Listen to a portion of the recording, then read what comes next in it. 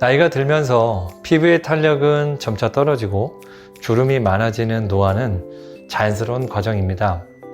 이런 노화의 영향으로 외모에 여러 가지 변화들이 나타나게 되는데요. 노화가 진행되면서 상대방의 눈에 가장 잘 띄는 부위가 눈꺼풀 처짐입니다. 오늘은 눈꺼풀 처짐을 해결하는 대표적인 수술 방법, 내시경 이마 눈썹 거상술과 눈썹 거상술에 대해서 알아보도록 하겠습니다.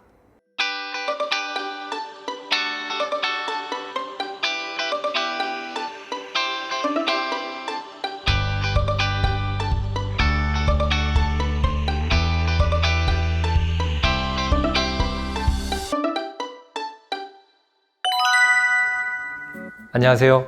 10년 전 당신의 오늘 원장 한충입니다. 눈꺼풀이 처지게 되면 나이 들어 보이고요. 인상이 사나워지는 미용적 문제뿐만이 아니라 시야를 가리거나 눈가가 짓무르거나 이마의 과부하로 인한 이마주름이 늘어나는 경우들이 생기게 됩니다. 이런 경우 만일 이마에는 전혀 문제가 없고 눈꺼풀에 남는 피부가 문제라면 피부를 제거함으로써 간단히 문제를 해결할 수 있습니다. 그러나 이마와 눈꺼풀에 동시에 문제가 있다면 어떤 수술을 해야 할지 고민하지 않을 수 없습니다.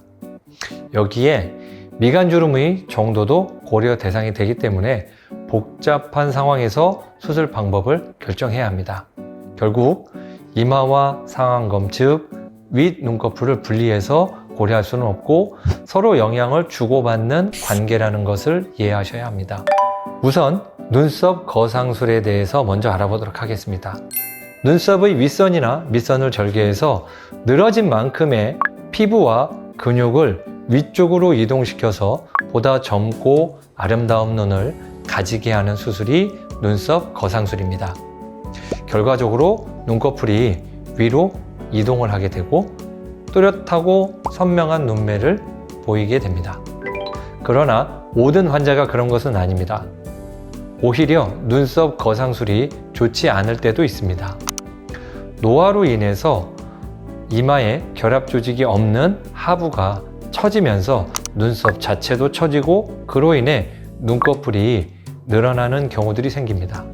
이런 경우에 눈썹 거상술로 눈꺼풀만 당겨 놓는다면 내려온 눈썹과 눈 사이의 간격이 상당히 좁아지면서 눈매가 날카로워질 수 있습니다. 그리고 한번 내려오기 시작한 눈썹은 계속해서 내려오려고 하기 때문에 눈썹 거상술을 통해서 위로 이동시킨 눈꺼풀은 얼마 지나지 않아서 다시 늘어지면서 내려올 가능성이 높습니다. 즉, 눈썹 거상술을 하고자 할 때 가장 중요한 환자의 전제 조건은 눈썹과 눈 사이에 충분한 공간인 것입니다. 이것이 보장되지 않으면 내시경 이마 눈썹 거상술을 시행해야 합니다.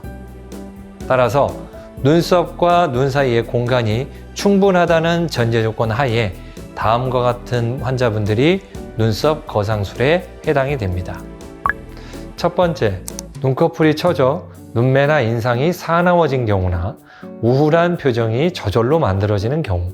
두 번째, 눈꺼풀이 처져 시야를 가리는 경우. 세 번째, 처진 눈꺼풀이 짓물러 불편한 경우.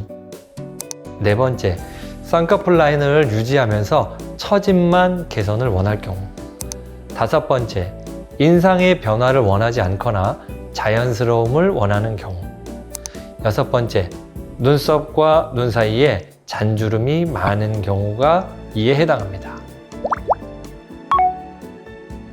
더 궁금한 점이 있으시면 언제라도 연락 주십시오.